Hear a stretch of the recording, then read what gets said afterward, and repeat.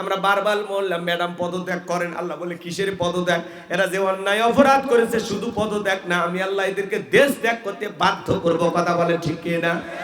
ইন্না বাতশা রাব্বিকা লাশাদীদ, আল্লাহর পাকড়াও বড় কঠিন। আল্লাহ ধরে না, যেদিন ধরবে মামু বাড়ি দিল্লি গিয়ে পড়বে। কথা বলে ঠিক কিনা? আজকে আসে কত বড় বড় কথা বলতাম, আমরাও বলতাম যে আপনি থাকেন এদেশে, সমস্ত মানুষ আপনাকে মহব্বত করতো। আহারি মমতাময়ী প্রধানমন্ত্রী বলতো, আপনার কোটি কোটি অনুসারী ছিল, সব ফেলাইয়া একা চলে গেলেন। যে মা সন্তান ফেলায় চলে যায় ওটা মা? এই কথা কয় না কেন চলে গেলেন? যদি পদত্যাগ করে জেলেও যাইতেন, আপনার নেতা কর্মী আপনার পক্ষে স্লোগান দিত, জেলের তালা ভাঙবো, নেত্রীকে বের করে আনবো। কথা বলেন। আপনি পালিয়ে যাওয়ার কারণে ওই 2-3 রাত এই দেশের মানুষের যেই পরিমাণে ক্ষতি হয়েছে, লুটপাট হয়েছে, দুর্নীতি হয়েছে, বিভিন্ন ভাবে বাড়িঘর ভাঙচুর হয়েছে, আল্লাহর কাছে আপনাকে জবাব দিতে হবে। নিজের জীবনের মায়াটা আগে দেখলেন, বলে আমি থাকলে আমাকে মেরে ফেলত। এমনি না আপনারা কন আমার বাবা পালায়নি, আমিও পালাবো না, আমরা জীবন দেবো। কই চলে গেলেন কেন? এটা তো কথা ছিল না। কথা বলেন না কেন? আমাদের ঈশ্বর চাচাকে বলা হয় স্বৈরাচার শাসক। ঈশ্বর চাচা ক্ষমতা থেকে পদত্যাগ করে জেলে গেছে, ক্ষমতায় ছিল 9 বছর, জেল খাটছে 10 বছর। কথা কয় না কেন? কয় না একদিনের রাজা 10 বছরের সাজা। তো ঈশ্বর চাচার তাই হয়েছে। তারপরে দেশ ছাড়েনি, বাপের বেটা। কথা কন, কথা কন। দেশ নেত্রী বেগম খালেদা জিয়া জেল খেটেছেন, অসুস্থ হয়ে দেশে পড়েছিলেন, দেশ ছাড়েনি বাপের বেটি।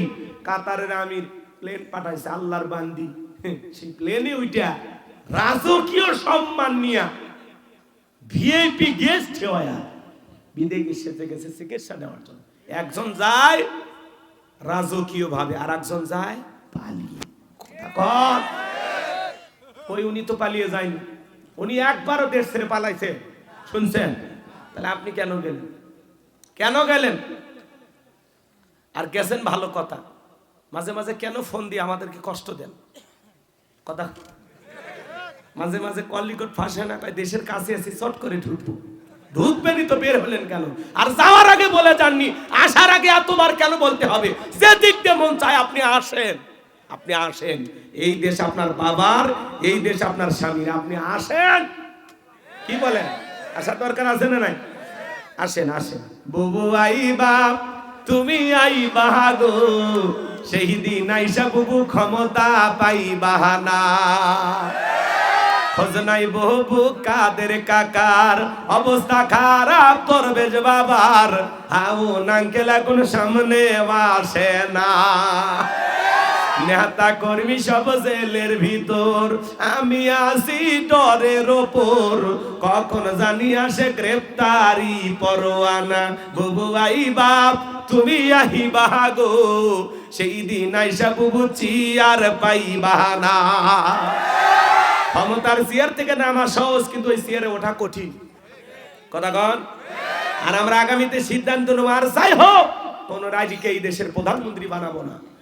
আগামীতে এই দেশের যেই দলেরই হোক পুরুষ প্রধানমন্ত্রী স্থান কারা কারা একটু হাত তুলে দেখান। লিল্লাহে তাকবীর।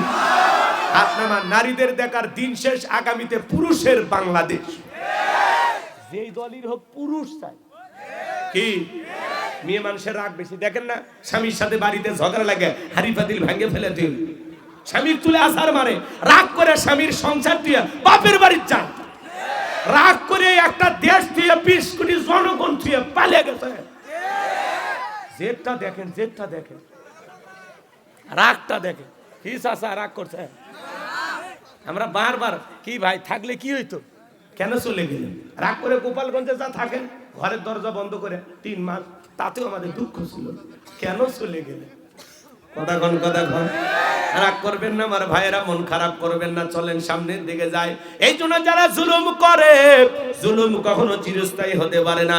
যাদের হাতে মুসলমানের রক্ত লেগে আছে, ওদের জীবনের পরিণতি কখনো ভালো হতে পারে না।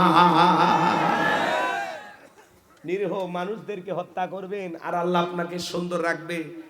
এই হত্যাকাণ্ডের শাস্তি দুনিয়াতেও ভোগ করতে হবে, আখেরাতেও ভোগ করতে হবে। বাঁচার উপায় নাই, বিচার হবে। আল্লাহর বিচার আছে। কথা কন, আল্লাহর বিচার আছে। আল্লাহ ছাড় দেয় কিন্তু ছেড়ে দেয় না। আল্লাহ ধরা খুব কঠিন, যখন ধরবে পালানোর আর কোনো রাস্তা থাকে না। সম্মানিত ভাইয়েরা আমার, দিল দিয়া গুনাহগারের কথাগুলো বুঝে যান। বেলাল ডেকে বলে, নবী আমার জীবনের কোনো দাম নাই। আমার বোনে উমাইয়াকে বলেছিলাম উট দুম্বা ছাগল পেশাব পায়খানা করে দেয়, ঘরে থাকতে আমার বড় কষ্ট হয়। উমাইয়া ডেকে বলে, বেলাল উট দুম্বা ছাগলের দাম আমার কাছে আছে, কিন্তু তোর মতো কালো হাফসি বেলালের দাম আমার কাছে নাই। নবী গো, আপনি শুধু আমাকে দোয়া করে দেন, মৃত্যু পর্যন্ত যেন কালেমার পথে টিকে থাকতে পারি। এই কথা বলে হযরতে বেলাল চলে গেলেন। পরদিন সকালবেলা সূর্য উদয় হয়ে গেছে, অনেকটা বেলা হয়ে গেছে, বেলাল দরজা খোলে না। অন্যান্য চাকর যারা আছে নালিশ নিয়ে চলে গেছে উমাইয়ের কাছে, যা বলে, নেতা এখন পর্যন্ত বেলাল দরজা খোলে নাই। তাই নাকি? বলে, হ্যাঁ চলো যাই। দরজায় ডাক দেয়, এ বেলাল দরজা খোল। হযরতে বেলাল দরজা খোলে না, জোরে করে ধাক্কা মারছে। যখন দরজা খুলে গেছে তখন এইবার উমাইয়া তাকায় দেখে যেই রাত্রিতে হযরত বেলাল কালেমা পড়ে মুসলমান হয়েছে, ওই রাত্রিতে একটা উট দুম্বা ছাগলের কাছে কোনো পেশাব পায়খানা নাই। জোরে কোন মারহাবা। এইবার উমাইয়া ডেকে বলে, চাকরের দল, বেলালের বিরুদ্ধে মিথ্যা অভিযোগ দাও। তোমরা যখন ঘুমাচ্ছিল বেলাল তখন ময়লা আবর্জনা পরিষ্কার করেছে, তাকায় দেখো না একটা উট দুম্বা ছাগলের কাছে কোনো পেশাব পায়খানা নাই, যাও নিজেদের কাজ করো। এই কথা বলে ওদেরকে তাড়িয়ে দিয়ে এক পা দুপা করে বেলালের কাছে চলে গেলেন। হযরতে বেলাল দেয়ালে পিঠটা লাগাইয়া জিহ্বা নাড়া জিকির করে কার? এবার হযরত বেলালকে হালকা করে ধাক্কা মারছেন, যখন জবান দিয়ে কালেমার আওয়াজ বের হয়েছে তখন এইবার উমাইয়া ডেকে বলে, বেলাল কয়েকদিন আগে নেতা ঘোষণা করেছে দাসদাসীদের দিকে নজর রাখবা, খবরদার তারা যেন ইসলাম ধর্ম গ্রহণ না করে। এ বেলাল, তোর জবান দিয়ে কি শুনলাম, তুমি কি মুসলমান হয়েছো? হযরতে বেলাল ডেকে বলে, মুসলমান হয় যারা মিথ্যা কথা বলতে পারে না তারা। ওয়াকুলু কওলান সাদীদা। মুসলমানেরা হবে সত্যবাদী, মুসলমানরা কখনো মিথ্যাবাদী হতে পারে? আর আমাদের সমাজে মিথ্যা বলতে বলতে এক পা কবরে চলে গেছে, মিথ্যা বলতে বলতে চেহারাটা বেঁকা হয়ে গেছে। এত মিথ্যা কথা বলে, ভরা পেটে মিথ্যা, খালি পেটে মিথ্যা। মিথ্যা না বললে পেটের ভাত হজম হয় না। আছে না নাই? মুসলমান কখনো মিথ্যাবাদী হতে পারে না। জবান দিয়ে যা বলবেন সত্য বলবেন। বলে, আমরা হেলিকপ্টার দিয়ে পানি দিছি, পানি যদি দেন ছাদের শিশুটা কিভাবে মারা গেল বলেন? র্যাবের পক্ষ থেকে দুঃখ প্রকাশ করা হয়েছে যে না, হেলিকপ্টার থেকে গুলি করা হয়েছিল, তার প্রমাণ হয়েছে। এরা তো বড় জালেম ছিল। আসামিকে গ্রেফতার করে তার স্ত্রী রোজা ছিল, রোজা ভেঙে তার স্ত্রীকে ধর্ষণ করেছিল। কথা বলে ঠিক না? এদের এইরকম স্বৈরাচারের বাহিনী ছিল। স্বামীকে ছাড়াইতে গেছে স্ত্রী, বলে স্বামীকে ছাড়াই দেব যদি তুমি আমার সাথে আমার খায়েশ যদি পূরণ করতে পারো। তখন বলতেছে, আমি তো রোজা। কয়, রোজা ভাঙ্গো। রোজা ভেঙে স্বামীকে ছাড়িয়ে দেওয়ার নাম করে ধর্ষণ করেছিল। কথা বলেন ঠিক কিনা? তাহলে চিন্তা করেন এরা কত নিকৃষ্ট ছিল। এরা কুকুরের মতো, পশুর মতো এই দেশের মানুষের সাথে ব্যবহার করেছে। কথা বলেন ঠিক কিনা? কলজে ফাটে যায় এই কথাগুলো। ট্রাইব্যুনালে, আন্তর্জাতিক ট্রাইব্যুনালে এটা এই যে অপরাধ ধর্ষণ যে করেছে, আজকের নিউজ পত্রিকা খোলেন, আজকের নিউজ চ্যানেলে যান, প্রত্যেকটা চ্যানেল বলতেছে হ্যাঁ ধর্ষণের আলামত পাওয়া গেছে, ধর্ষণ করেছে, এটা প্রমাণিত। চিন্তা করেন, স্বামীকে ছেড়ে দেওয়ার নাম করে স্ত্রীকে রোজা ভেঙে ধর্ষণ করে একটা মানুষ কতটা জালেম হতে পারে। কথা বলে ঠিক না? সম্মানিত ভাইয়েরা আমার, লম্বা করার কোনো সুযোগ নাই, চলেন একটু সামনের দিকে নিয়ে যায়। যারা এরকম জুলুম করেছে, অত্যাচার করেছে, নিরীহ মানুষদেরকে মামলা হামলা দিয়ে ফাঁসিয়ে দিয়েছে, হাজারো মানুষকে ক্রস ফায়ার করেছে, হাজারো মানুষকে হত্যা করেছে, গুম খুন করেছে। যারা এই দেশের মানুষদেরকে ধর্ষণ করেছে, দেশের মানুষের উপরে নির্যাতন জুলুম করেছে, আল্লাহর জমিনে আজ হোক কাল হোক তাদের বিচার হওয়া দরকার। আছে না নাই? যারাই অপরাধী তাদের বিচার হওয়া দরকার। আছে না নাই? অপরাধীদের কোনো ছাড় নাই। কথা কয় ঠিক না? কিন্তু নিরপরাধ কারো প্রতি যেন আমাদের জুলুম না হয়, এটা খেয়াল রাখা লাগে। অপরাধীদের বিচার হয়, কিন্তু কোনো নিরপরাধ মানুষ তার উপরে জুলুম করা যাবে না। আল্লাহ আমাদের সঠিক বুঝ দান করুন। জোরে বলুন আমিন। এইবার উমাইয়া ডেকে বলে, বেলাল উট দুম্বা ছাগলের মালিক বানিয়ে দেব, থাকার জন্য ভালো ঘরের ব্যবস্থা করে দেব, হযরতে বেলাল ডেকে বলে, আবু জেহেল উমাইয়া রে, এই দুনিয়ার পার্থিব সম্পদের বিনিময়ে বেলাল তার ঈমান বিক্রি করবে না। উমাইয়া ডেকে বলে, আমার কথা না শুনলে বড় নেতা আবু জেহেলকে খবর দিব। হযরতে বেলাল ডেকে বলে, কোন বড় নেতা ছোট নেতা এখন কাউকে গোনার টাইম নাই।